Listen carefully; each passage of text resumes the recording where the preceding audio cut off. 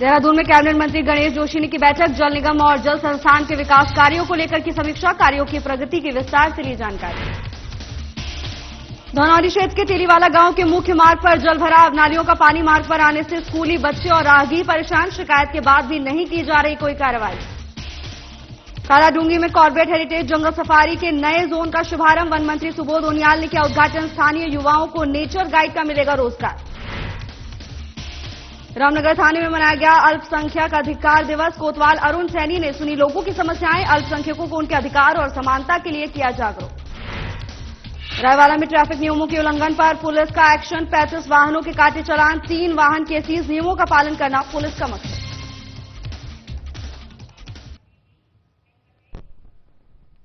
Cabinet मंत्री गणेश जोशी ने camp कार्यालय में मसूरी विधानसभा क्षेत्र के अंतर्गत जल निगम और जल संस्थान की ओर से किए जा रहे विकास कार्यों की समीक्षा की। तो वहीं इस दौरान उन्होंने अधिकारियों से मसूरी विधानसभा क्षेत्र में हुए कार्यों की प्रगति की विस्तार से जानकारी भी दी। बैठक के दौरान कैबिनेट मंत्री गणेश जोशी ने जल संस्थान और जल निगम के अधिकारियों को मसूरी विधानसभा क्षेत्र में मुख्यमंत्री घोषणा के अंतर्गत कार्यों और क्षेत्र के नलकूपों, पंपिंग स्टेशन, सीवर लाइन के सभी कार्यों को प्राथमिकता से करने और निर्धारित समय सीमा के भीतर पूर्ण करने के निर्देश दिए। तो वहीं कैबिनेट मंत्री गणेश जोशी ने कहा कि जिन योजनाओं के निर्माण कार्य में वन विभाग को दिक्कतें आ रही हैं, उनको अतिशीघ्र दूर कर योजनाओं को तय समय सीमा के भीतर पूरा किया जाए। तो वहीं मंत्री जोशी ने अधिकारियों से कहा कि सभी पेंडिंग कार्यों को प्राथमिकता के आधार पर शीघ्र पूर्ण किया जाए और जिन क्षेत्रों में पेयजल की समस्या बनी है, उनके लिए दीर्घकालिक रणनीति बनाकर कार्य किया जाए। इसके साथ ही उन्होंने अधिकारियों को कहा कि गंगोत्री विहार, अमन विहार में प्रस्तावित एसटीपी निर्माण के कार्य और साकेत कॉलोनी, नागल धोरण में ट्यूबवेल निर्माण और बीमा विहार, इंद्र विहार, डोबालवाला में नलकूप निर्माण के कार्यों को जल्द से जल्द किया जाए। इसके साथ ही उन्होंने अधिकारियों को शासन से लंबित मामलों को शीघ्र दूर कर निर्माण कार्य शीघ्रता से करने के निर्देश भी दिए हैं।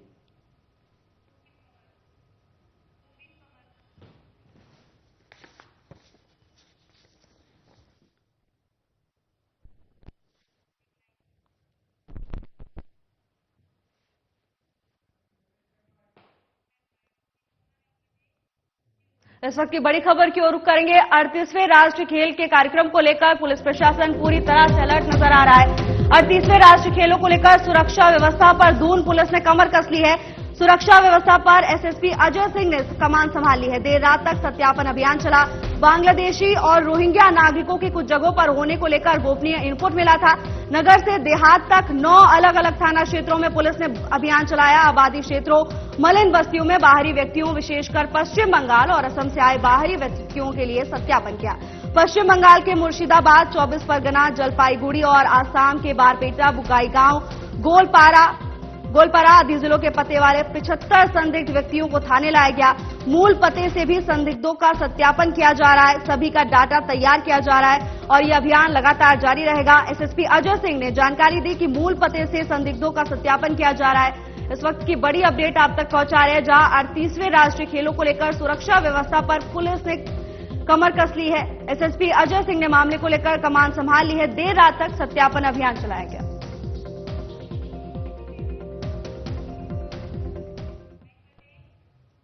धनौरी क्षेत्र के तेलीवाला गांव का मुख्य मार्ग काफी समय से खराब होने के कारण मार्ग पर नालियों का गंदा पानी आ रहा है, जिससे वहां से गुजरने वाले स्कूली बच्चों और ग्रामीणों को भारी परेशानियों का सामना करना पड़ रहा है। जबकि इस मार्ग पर राजकीय प्राथमिक विद्यालय और राजकीय पशु चिकित्सालय, आंगनबाड़ी केंद्र जैसी संस्थाएं हैं। नालियों के गंदे पानी की निकासी न होने के कारण मार्ग पर हर समय गंदा पानी भरा रहता है, जिसके चलते स्कूली बच्चों और ग्रामीणों को भारी दिक्कतों का सामना करना पड़ रहा है। जल भराव से ग्रामीणों पर डेंगू, मलेरिया जैसी बीमारियों का खतरा मंडरा रहा है। समस्या से निजात पाने के लिए ग्रामीण ग्राम प्रधान से लेकर जनप्रतिनिधियों के चक्कर लगा चुके हैं, लेकिन अभी तक समस्या का कोई भी समाधान नहीं हुआ है।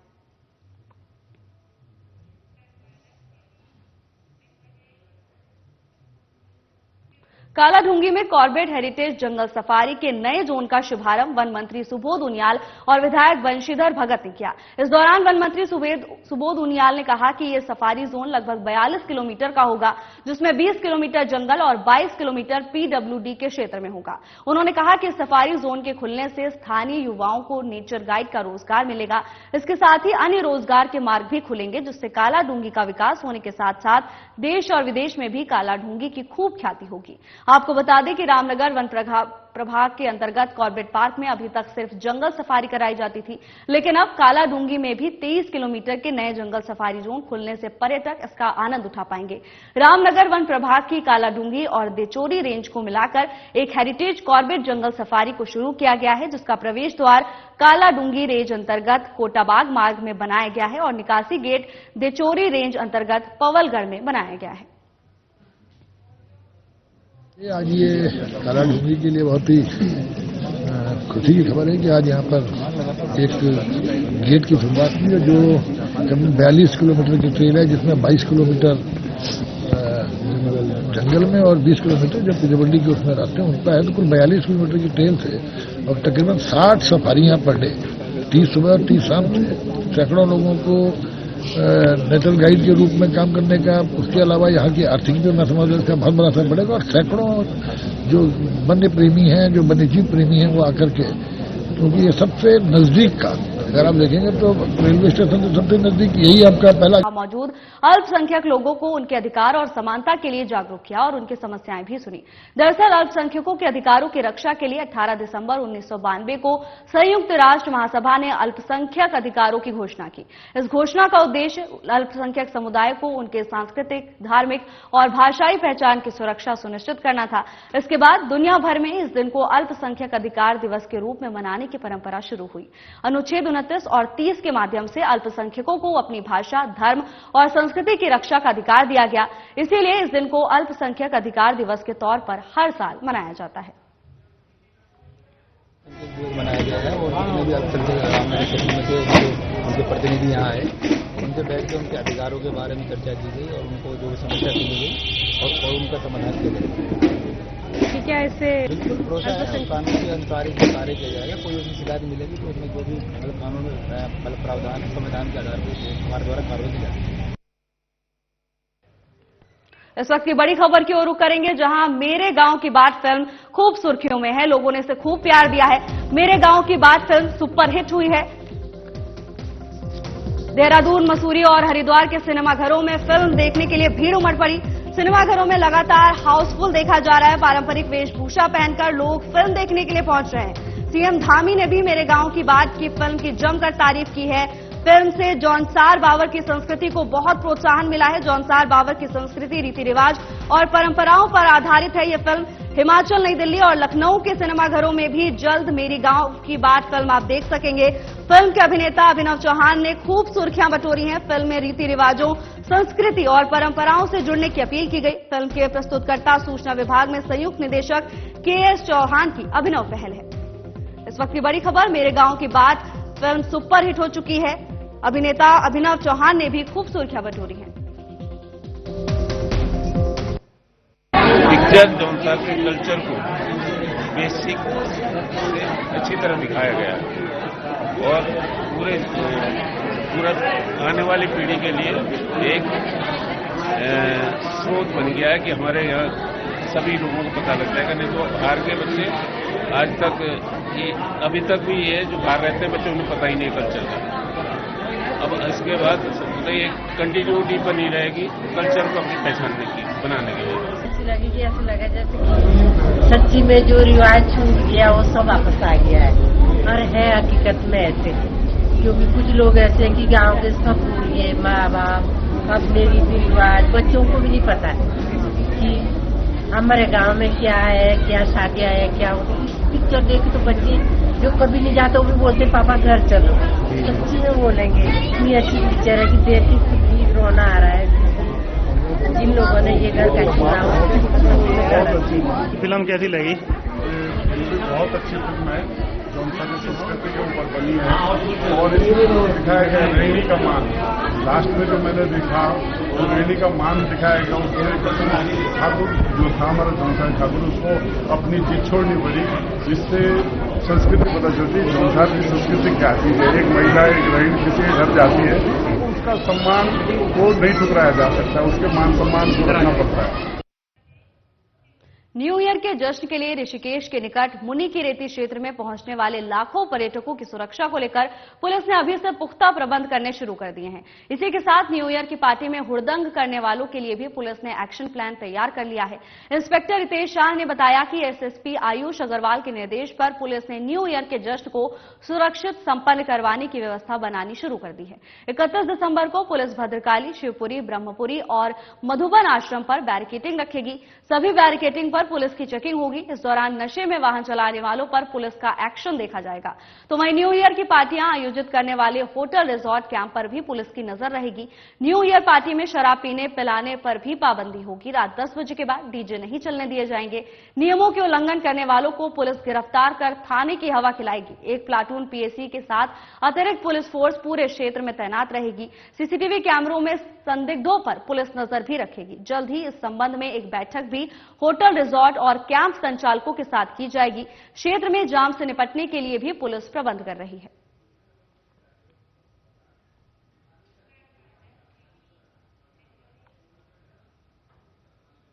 जनपद रुद्रप्रयाग के भैरवनाथ मंदिर में धार्मिक भावनाओं को आहत करने वाली वीडियो का संज्ञान लेकर पुलिस ने अब एक्शन लिया है। पुलिस ने मंदिर में जूते पहनकर घूम रहे व्यक्ति के खिलाफ मुकदमा दर्ज कर अग्रिम कार्रवाई शुरू कर दी है। पुलिस ने दावा किया है कि जल्द ही आरोपी को गिरफ्तार कर सलाखों के पीछे भेजा जाएगा।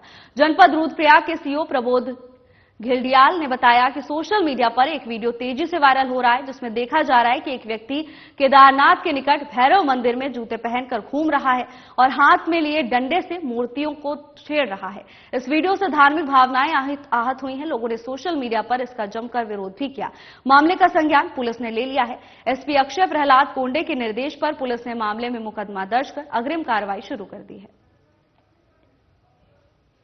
ये कल 17 तारीख में एक सोशल मीडिया के विभिन्न प्लेटफॉर्मों में एक वीडियो वायरल हुआ है कि जिसमें एक व्यक्ति जूते पहन करके भैरवनाथ मंदिर में कुछ हाथ में डंडा लेकर के मूर्ति से छेड़छाड़ कर रहा है। क्योंकि ये धार्मिक भावनाओं से जुड़ा हुआ मामला था, तो इसको तुरंत पुलिस ने संज्ञान में लिया है और इस संबंध में जो संबंधित व्यक्ति दिखाई दे रहा है उसके खिलाफ जो है तुरंत अभियोग पंजीकृत करके इसमें जो है एक टीम बना करके उसको गिरफ्तार करने के लिए भेज दी गई है। मैं क्योंकि हमारे वहाँ पर इस समय आप जानते हैं कि 4 धाम यात्रा इस समय बंद है और कपाट बंद है, तो किसी व्यक्ति को उधर वहाँ उस तरफ जाने की कोई अनुमति नहीं है।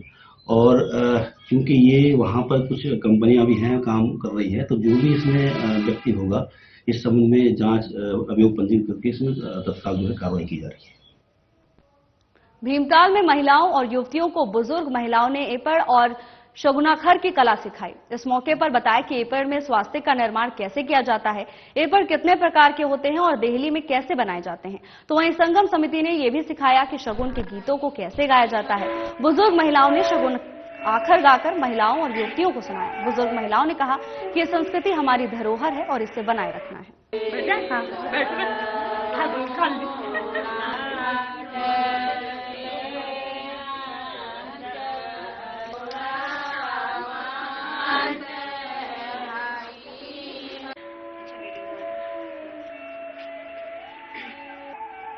तस्वीरें भीमताल से हैं, जहां महिलाओं और युवतियों ने एपड़ और शगुनाखर की कला लोगों को सिखाई। इस मौके पर उन्होंने बताया कि ये हमारी संस्कृति है और इस धरोहर को बनाए रखना है।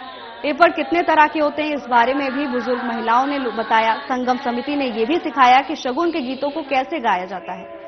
संस्कृति को संजो कर रखने के लिए ये सराहनीय कदम उठाया गया। भीमताल में महिलाओं और युवतियों को बुजुर्ग महिलाओं ने एपड़ और शगुनाखर की कला सिखाई।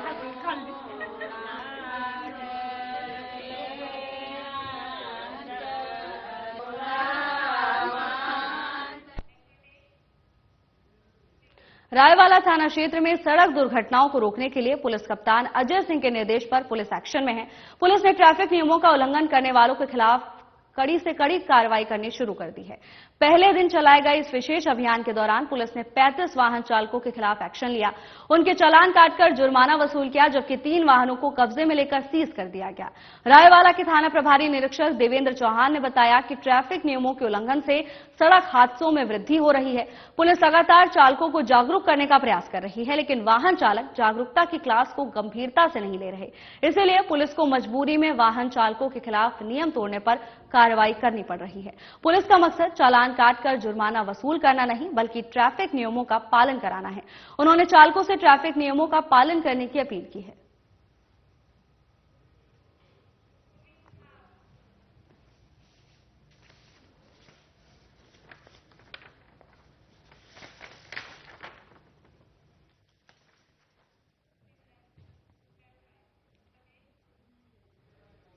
इस वक्त की बड़ी खबर की ओर रुख करेंगे, जहां निकाय चुनाव को लेकर सरगर्मियां तेज हो गई हैं।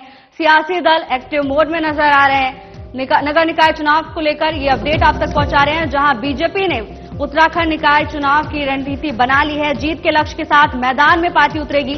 सभी सीटों के लिए आरक्षण की संभावित स्थिति के अनुसार चुनावी योजना तैयार कर ली गई है। बीजेपी प्रदेश अध्यक्ष महेंद्र भट्ट ने निकाय चुनाव में तय आरक्षण पर सार्वजनिक बयानबाजी से बचने की नसीहत दी है। कांग्रेस पार्टी में भी दावेदारों की कमी नजर नहीं आ रही। एक एक जगह से कई लोग दावेदारी कर रहे हैं।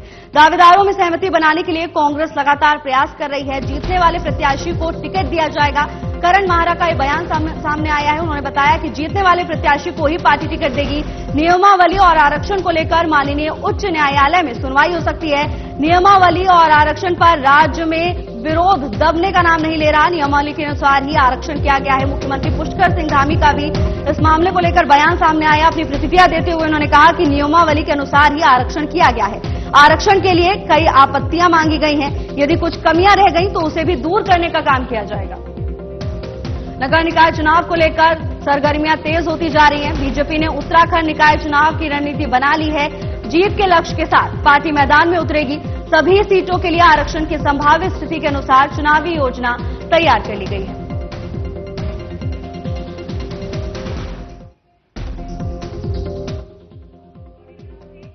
ज्यादा जानकारी के साथ हमारे ब्यूरो चीफ कमल शर्मा हमारे साथ जुड़ गए हैं।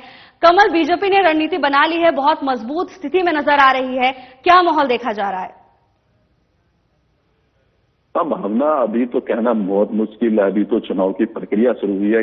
कितनी मजबूत है, कितना क्या है, ये तो अभी आने वाला समय बताएगा। तो कुल मिला के कहें, सबसे बड़ी बात जो उत्तराखंड में देखने को मिल रही है, यहाँ जो नियमावली बनी थी जो आरक्षण को लेकर, और आरक्षण जो हुआ है, चाहे वो मेयर के नगर निगम हो, चाहे वो नगर पालिकाएं हो, नगर पंचायत हो, या वार्ड होते हैं, उन प्रजा पार्षद और सभासद लड़ते हैं, वहां पर भी आरक्षण को लेकर कहीं ना कहीं लोगों में गुस्सा है कि आरक्षण जो है वो ठीक प्रकार से नहीं, और जो नियमावली तैयार की गई थी आरक्षण की, वो उससे कहीं ना कहीं लोग संतुष्ट नजर नहीं आ रहे हैं। और जिसको लेकर लोगों में गुस्सा भी है। और लगातार हम देख रहे हैं कि क्योंकि आपत्तियां दर्ज करने का समय 7 दिन का था ये पर, और उसमें लगातार आपत्तियां दर्ज हो रही हैं इसके विरोध में, चाहे वो वार्ड का मामला हो, चाहे वो नगर निगम का हो, नगर पंचायत का हो, किसी भी पद के दावेदार हो। लगातार मैं देख रहा हूं कि लगातार आपत्तियों का जो दर्ज है वो लगातार हो रही है, जो शहरी विकास मंत्रालय में हो रही है, साथ ही जो जिलाधिकारी हैं वहां पर भी आपत्तियां दर्ज हो रही हैं। और इतने लोग, कई जगह थे लोग रुष्ट हैं इस आरक्षण को लेकर कि लोग माननीय उच्च न्यायालय का भी शरण लेने की तैयारी में लगे हैं, और उस पे भी अब देखें क्या चीज होती है। तो कुल मिला के कहें, फिलहाल जो आरक्षण की स्थिति बनी हुई है, उन आरक्षण की स्थितियों पर भारतीय जनता पार्टी और कांग्रेस दोनों ने अपनी रणनीति को तैयार करने के लिए शुरू कर दिया है। और हम लगातार देख रहे हैं, चाहे वो भारतीय जनता पार्टी हो, चाहे वो कांग्रेस हो, सभी सीटों के लिए दोनों ही पार्टियों में कई दावेदार नजर आ रहे हैं, क्योंकि टिकट तो एक को ही मिलना है, दावेदार कहीं है। अब यही देखना होगा कि इलेक्शन, ये छोटे इलेक्शंस होते हैं, विधानसभा और लोकसभा के इलेक्शन नहीं है, ये गली मोहल्ले और नगर के इलेक्शंस होते हैं। अब इतने दावेदार हैं और कितने, क्योंकि टिकट एक को मिलना है, कितने संतुष्ट हो पाते हैं और कितने निर्दलीय के रूप में लड़ेंगे, ये अभी कहना कठिन है। पर कुल मिला के कहें, दावेदारों की लिस्ट लगातार बढ़ती जा रही है। वहीं भारतीय जनता पार्टी और कांग्रेस का यही कहना है, जो जीतने वाला प्रत्याशी होगा उसी को टिकट दिया जाएगा। अब यही देखना है कि किन किन को टिकट मिलता है और उसके बाद कितना दोनों पार्टियों में विरोध स्वरूप निकलता है, क्योंकि गली मोहल्ले के चुनाव होते हैं, कोई इतना बड़ा चुनाव नहीं होता ये, इसलिए हर आदमी की इच्छा होती है कि मैं भी चुनाव लड़ूं। अब वही देखना है कि कितने लोग यहाँ पर टिकट मिलते हैं और कितने लोग जो है बागी उम्मीदवार खड़े होते हैं और किस किस को टिकट मिलता है। और जब ये आपत्तियां दर्ज होंगी या मामले हाईकोर्ट में अगर जा रहा है मामला, तो उसमें क्या नतीजा निकलता है, कुछ आपत्तियों में कुछ लोगों को राहत मिलती है या हाईकोर्ट जाएंगे वहां कुछ राहत मिलती है, इन सभी का इंतजार मिलना पड़ेगा। पर कुल मिला के कहें उत्तराखंड में निकाय चुनाव को लेकर सरगर्मियां तेज हो चुकी हैं और मुझे लगता है कि जिस हिसाब से स्थिति चल रही है 24-25 के आसपास कहीं ना कहीं चुनाव का भी, अगर सब ठीक ठाक रहा, चुनाव का भी डेट घोषित हो जाएगी, चुनाव का प्लान निकल जाएगा और इसकी अधिसूचना जारी हो जाएगी। जी बिल्कुल कमल, तो चुनाव में जीत हासिल करने के लिए अभी से सभी पार्टियां पूरे दमखम से लग गई हैं, लेकिन नियमावली और आरक्षण को लेकर भी माननीय उच्च न्यायालय में संभावना जताई जा रही है सुनवाई की। एक तरफ चुनाव की सरगर्मियां भी हैं, क्या चुनावी माहौल प्रभावित हो सकता है? मैं वही कह रहा हूं, मैंने कहा नियमावली जो बनी है, नियमावली के आधार पर जो आरक्षण हुआ है उसको लेकर कहीं जगह विरोध के स्वर हैं, लोग इसको कहीं ना कहीं गलत मान रहे हैं, कई लोगों में गुस्सा है। इसी चीज को लेकर मैंने कहा आपत्तियों का भी समय है, लगभग सोमवार तक आपत्तियां ली जा रही हैं कि जो आरक्षण हुआ है इसमें कितनी गलतियां आएंगी, जिनको दर्ज करानी है लोग अभी तक आपत्तियां दर्ज करा रहे हैं। और कुछ लोग ऐसे भी हैं जो देख रहे हैं कि जो नियमावली ठीक नहीं बनी है उसको लेकर माने उच्च न्यायालय में दरवाजा खटखटाया जाए। अभी इंतजार हमें करना होगा, क्योंकि अभी इसलिए इंतजार करना होगा अगर ये सुनवाई होती है, आपत्तियां आती है तो उसमें क्या निर्णय निकल के आता है। फिलहाल की जो स्थिति है, जो आरक्षण हुआ है उसी पे मैंने कहा दोनों पार्टियां चुनाव रणनीति बना रही हैं और लगातार दावेदार, हर पार्टियों के दावेदार अपने लिए ताल ठोक रहे हैं। अब यही देखना है कि कितने लोगों को टिकट मिलना है। सबसे बड़ी बात है यहाँ पर 11 नगर निगम है, उनमें से एक कोई आदमी को टिकट मिलना है। दावेदार कहीं बहुत से दावेदार निकल रहे हैं, तो किसको टिकट मिलता है और जिसको टिकट नहीं मिलता क्या वो चुनाव लड़ेगा या मान बना लिया जाएगा। तो अभी सारी परिस्थितियां हैं, क्योंकि ये सारी जो पिक्चर होगी जब डेट निकल आएगी इलेक्शंस की और उसके बाद जब नॉमिनेशन की प्रक्रिया शुरू होगी, जब नॉमिनेशन की प्रक्रिया समाप्त हो जाएगी तब पिक्चर पूरी क्लियर आएगी कि कितने निगमों में, कितने नगर पालिका, नगर पंचायतों में पार्टी के ही कितने लोग लड़ रहे हैं और कितने उनके बागी हैं जो खिलाफ लड़ रहे हैं, उसका कितना असर होता है और कि पार्टियां कितने बागियों को सहमति बना के उनको वापस ले सकती है नामांकन के लिए। तो ये सारी चीजें होंगी, पर तैयारियां जोर शोर से हैं। छोटे छोटे चुनाव हैं, गली मोहल्ले के चुनाव में, इसलिए लोगों में काफी उत्साह है। अब यही देखना है जब सारी प्रक्रिया नॉमिनेशन की निपट जाएगी, सब पिक्चर सामने आ जाएगी तो क्या स्थितियां बनती हैं। क्योंकि दोनों जब राज्य के मुख्यमंत्री हैं उनका भी स्पष्ट रूप से कहना था कि हमने जो नियमावली थी उन्हीं के साथ आरक्षण किए हैं, पर अगर आपत्तियों का भी समय है, अगर कोई कमियां रहेगी तो देखा जाएगा उसमें कहाँ क्या कमी रहेगी है। तो कुल मिला के कई चीजें अभी निकल के आ रही हैं, अभी लोग दावेदारी प्रस्तुत कर रहे हैं, पार्टियों में मंथन चल रहा है, क्या क्या चीजें पिक्चर में आती हैं। कुल मिला के अब ये कहें इसमें पार्टियां होती हैं पर निर्दलीय उम्मीदवार भी बहुत ज्यादा निकल के आते हैं, क्योंकि जो ये लोकसभा और विधानसभा चुनाव अलग होता है, ये चुनाव ऐसा भी होता है कहीं ना कहीं पार्टियों से दूर हटके भी आदमी जीत लगाता है, जिसकी अपनी इमेज होती है, जिसने अपने क्षेत्र में काम किया होता है, जो अपने क्षेत्र की लगातार लड़ता है, तो उसका भी कहीं ना कहीं उसको भी लाभ मिलता है। तो अब यही देखना है, सारी पिक्चर जब पूरी पिक्चर जब क्लियर हो जाएगी तो क्या स्थिति बन के निकलती, इंतजार करना पड़ेगा। पर लोगों में, हाँ, वार्डों में हो गए, चाहे वो नगर पालिका अध्यक्षों हो गए, निगम हो गए, पंचायत हो गई, सभी जगह लोगों में उत्साह है और लोग लगातार अपनी पार्टियों में चुनाव लड़ने के लिए दावेदारी कर रहे हैं। जी बिल्कुल कमल, देखिए सही बात कही आपने, सत्ता कोई तश्तरी पर सजा कर नहीं देता और जीत से पहले यानी चुनावी मैदान में उतरने से पहले सभी प्रत्याशी और सभी पार्टियां खूब लुभावने वादे भी करती हैं। जाहिर तौर पर विधानसभा और लोकसभा चुनाव से अलग होते हैं निकाय चुनाव, ऐसे में स्थानीय मुद्दों पर ध्यान ज्यादा केंद्रित करना होता है। इस बार क्या स्थानीय मुद्दे नजर आ रहे हैं? स्थानीय मुद्दे इसमें कुछ ज्यादा नहीं होते कि नगर पालिका, नगर निगम के जो चुनाव होते हैं, मैंने कहा कि निगम के चुनाव होते हैं, लोगों की यही परेशानी होती है कि हमारे गले मोहल्लों की सड़कें ठीक बन जाएं, कुछ हमारा कुछ काम हो नगर निगम में, नगर पालिकाओं में, वो हमारा हो जाए, स्ट्रीट लाइट ठीक बन जाए और बिजली की व्यवस्था ठीक रहे, यही 5 साल सफाई व्यवस्था ठीक रहे, यही मुद्दे नगर पालिका चुनाव में होते हैं। इससे ज्यादा मुद्दे होते नहीं, क्योंकि ये लोकल बॉडी के चुनाव होते हैं और हर जो पार्षद होता है वो अपने वार्ड की जो वार्ड का व्यवस्था ठीक कर सकता है, वहां की नलियां ठीक, सफाई व्यवस्था ठीक कर सकता है, सड़कें बना सकता है, कोई लोगों को कोई दिक्कत है तो उनके साथ कहीं जाके खड़ा हो जाए। तो यही चीजें निकल के आती हैं, ऐसे कोई बड़े मुद्दे नहीं होते, क्योंकि मामले ये सब गली मोहल्ला और स्थानीय निकाय चुनाव होते हैं। कहते हैं स्थानीय निकाय चुनाव, जिसकी अपनी पहचान होती है, जिसकी अपनी गुडविल होती है, वही यहाँ पर जीत दर्ज कर पाता है। जी कमल, आपका बहुत बहुत धन्यवाद तमाम जानकारी हमारे साथ साझा करने के लिए। फिलहाल के बुलेटिन में बस इतना ही। जल्द हाजिर होंगे नई अपडेट्स के साथ। नमस्कार।